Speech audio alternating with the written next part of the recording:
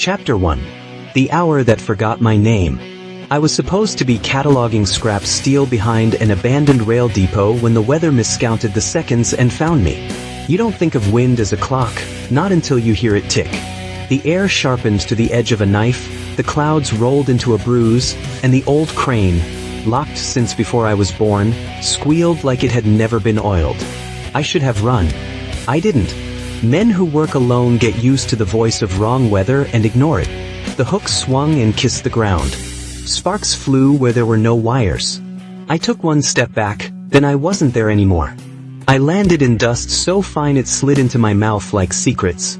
The sky had two suns, neither warm, and a ruined keep hunched on a ridge as if it had dragged itself there. The wind carried a smell like a church basement after a flood. People appeared from a furrowed field, gaunt men and women with ash on their faces, and I was a trespasser in their hunger. They bound my hands with a twist of braided nettle and dragged me to the keep. There were no spokes on their wagon. It ran on bones. Every time I tried to speak, someone struck the back of my head as if words were a debt I could not pay. At the gate, an old man in a robe stained the color of old parchment looked me over, and his eyes told me he was counting teeth, not mine but someone's. "Outwalker," he said, as if spitting. "Thief of hours." I opened my mouth to argue. They opened a grate in the yard. The smell that came out was not of earth, but of an age too long buried and suddenly reissued. They shoved me toward the hole. I told myself there would be a ladder, a shelf, some way to catch myself.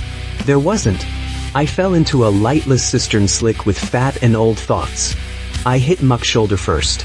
Something slid past my neck and paused to taste. A lantern dropped from above, landed near me, breaking but not dying. It wheezed, a blue flame flinching. In the stone sweat glare I saw letters carved into the curved wall, each character scooped like a spoonful of shadow. A whisper rose from the water. It stopped pretending to be water at all.